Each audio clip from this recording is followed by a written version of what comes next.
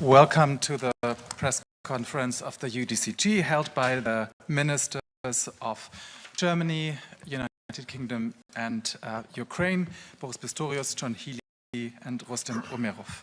We'll start with Mr. Pistorius. Thank you, John, Rustem, ladies and gentlemen. I'm happy that we have come together for the Ukraine Defense Contact Group meeting here in Brussels. It's the 27th already. As you know, the UDCG is where Western partners organize their military support of Ukraine.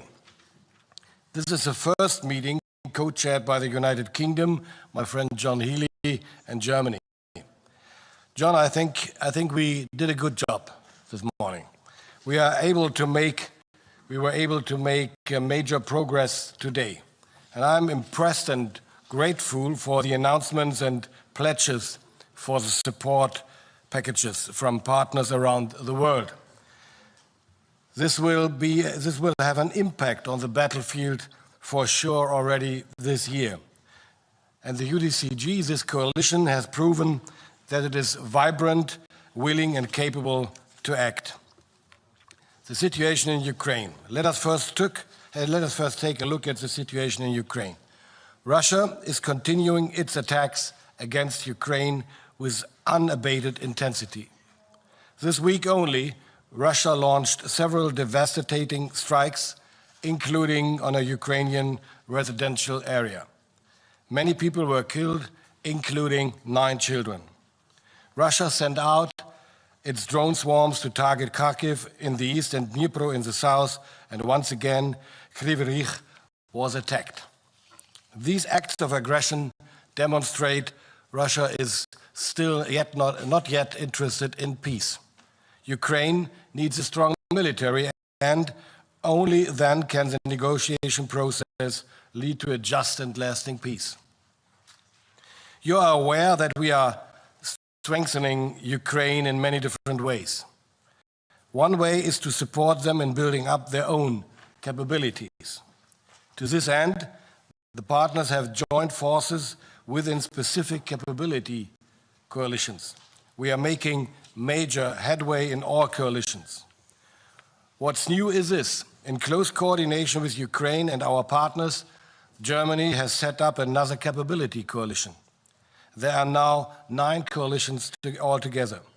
With this coalition, we want Ukraine to become even better with regard to its electromagnetic warfighting capabilities.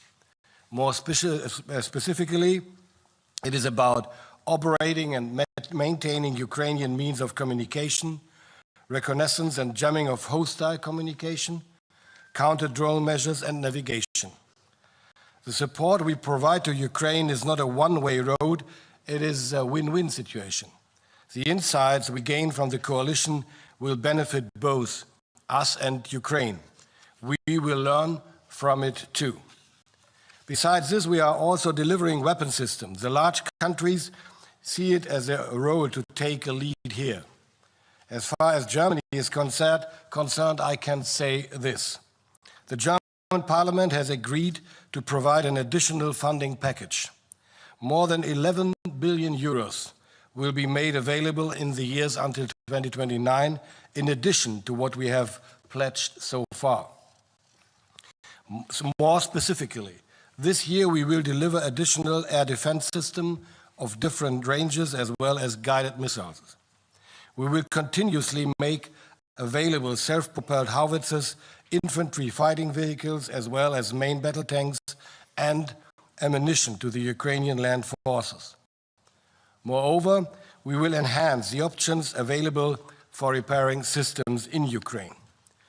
We will conclude further framework agreements on spare parts with the defense industry as soon as possible.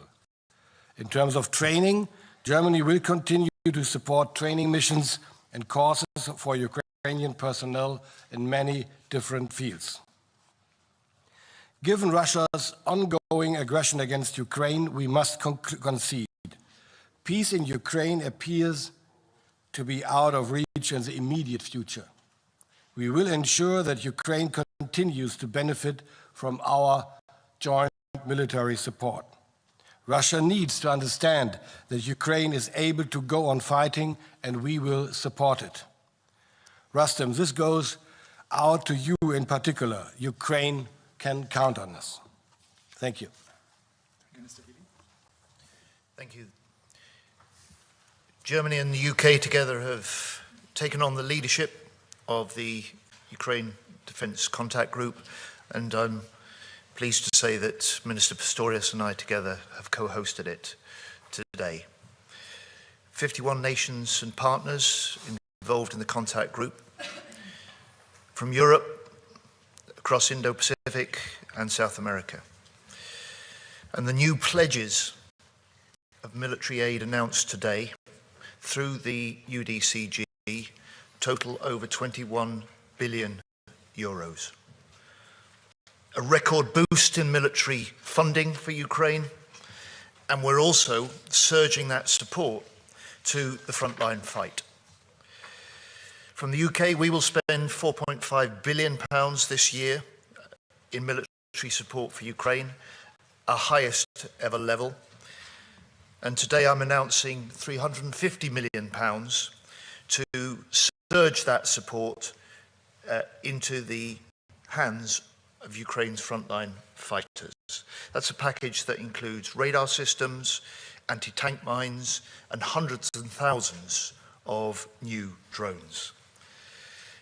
Plus, a boost to the funding, £150 million, to repair and maintain battlefield equipment. And this is part of a new effort in the months ahead to repair 3,000 Ukrainian vehicles that can be put back into the fight against Putin. Today is 1 month to the day in which Russia rejected President Trump's peace settlement. Putin said he wanted peace, but he rejected a full ceasefire. Putin said he wanted peace, but he continues to drag his feet and delay the negotiations. Putin said he wanted peace, but his forces continue to fire on Ukraine, military and civilian targets alike. From January through to March, he launched over 10,000 glide bombs into Ukraine. He's launching over 100 one-way attack drones every day. And we've reached the point now where those battlefield casualties on both sides, inflicted by drones, now way outnumber those inflicted by artillery. In our calculations, 70 to 80% of battlefield casualties are now caused and inflicted by drones. So this UDCG could not meet at a more important time, because 2025 is the critical year for this war in Ukraine, and now is the critical moment in that war. A moment for our defence industries to step up, and they are. A moment for our militaries to step up, and they are. A moment for our governments to step up, and we are. And we are sending a signal to Putin, but we're also sending a message to Ukraine, and we are saying to Ukraine, we stand with you in the fight, and we will stand with you in the peace. Thank you. Minister Umerov. Dear colleagues, today's UDCG was productive, effective, and efficient. As Ukrainian delegation, we have updated our colleagues on the security situation around Ukraine, and we've informed that Russia is ramping up its production, it's manning its people, and does not show any evidence of willing to have a peace. We also updated on our operational security and our priorities, where we stabilized our lines. We are focused on defense. We are working on all the priorities which we informed our partners. We also have seen that Europe is taking over the lead in the security assistance, for which we are thankful for all the partners that have been present today, and especially Germany and United Kingdom.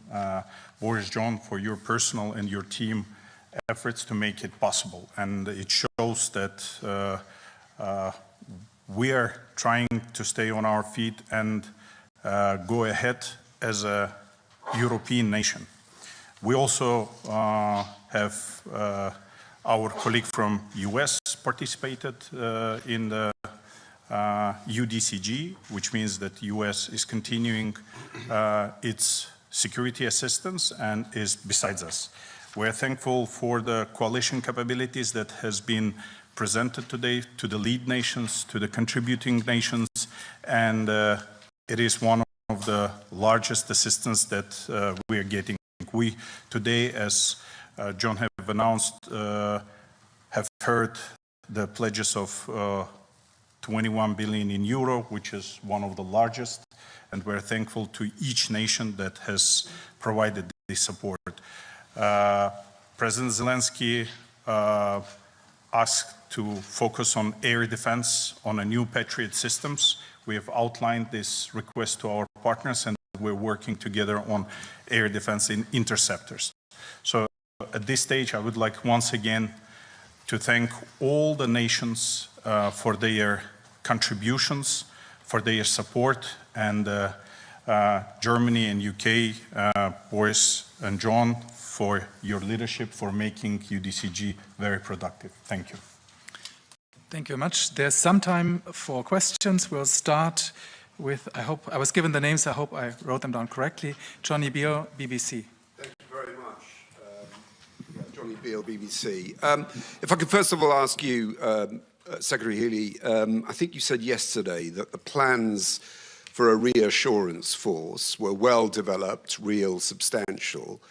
I asked Kaja Kallas, the EU foreign chief, policy chief, this morning if she was any clearer about those plans, and her one-word answer was no. I mean, she strikes me as quite a smart woman, and you strike me as a smart man. I'm just not quite clear as to how she could come out unclear about these plans when you seem to suggest, in your words, they're well-developed, real and substantial. So if you could address that, I'd be grateful.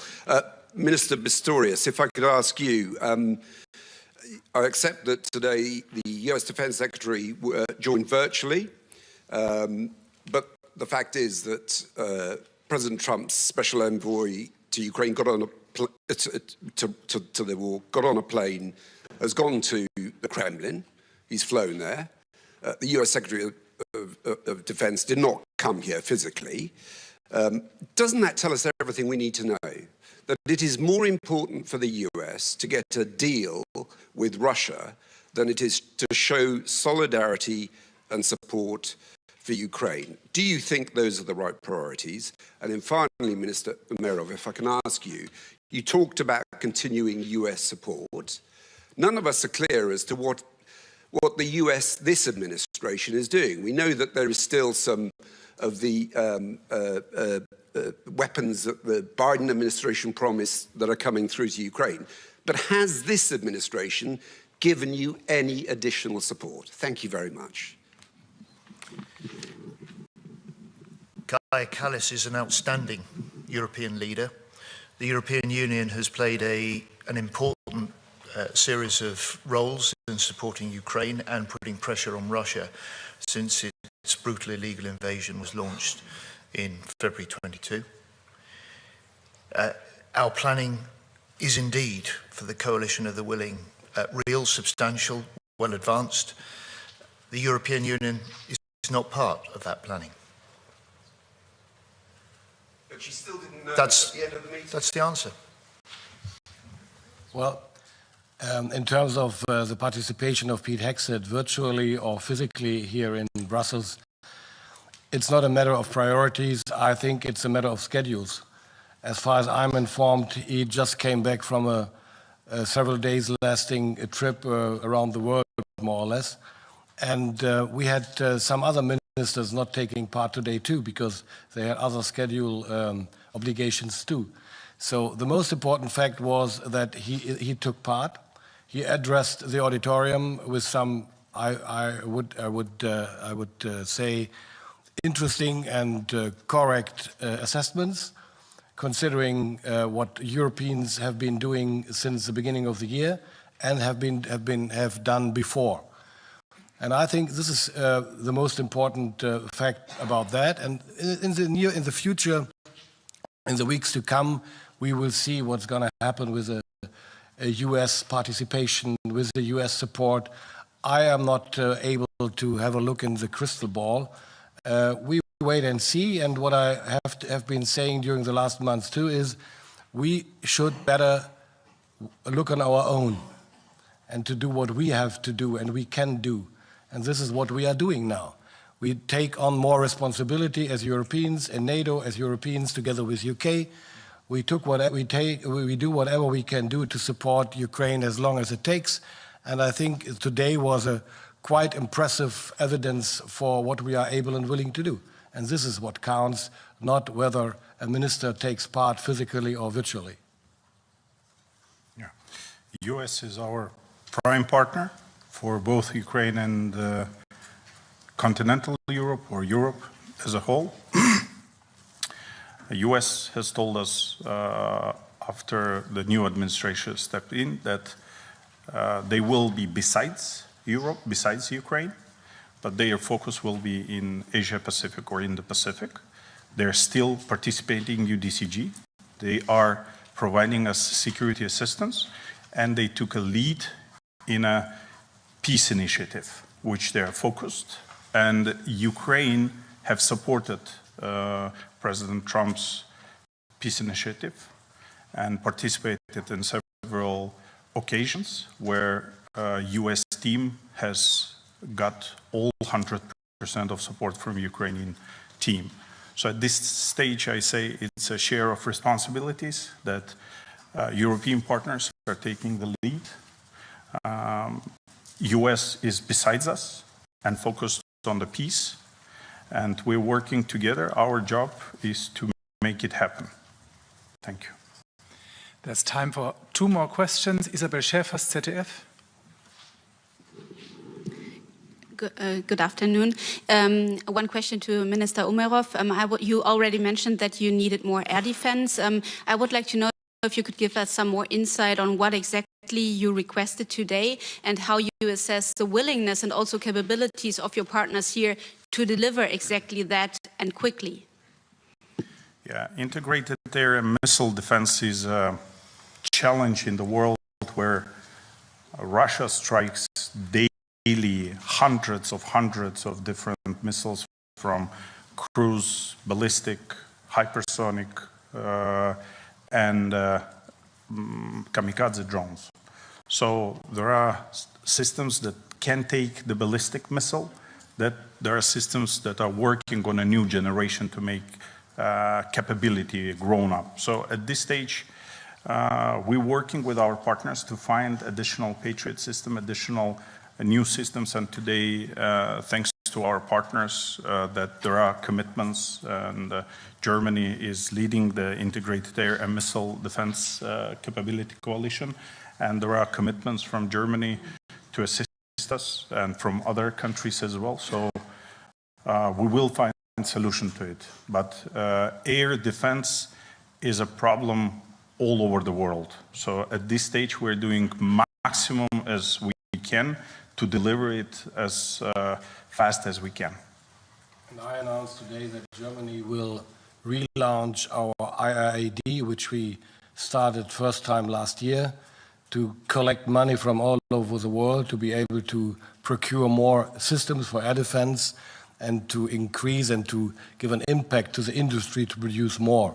That's what we've done 1.5 years ago, and we will proceed and we will continue with a relaunch of that initiative as soon as possible. And the final question goes to Mr. Gutschka, Frankfurter Allgemeine Zeitung.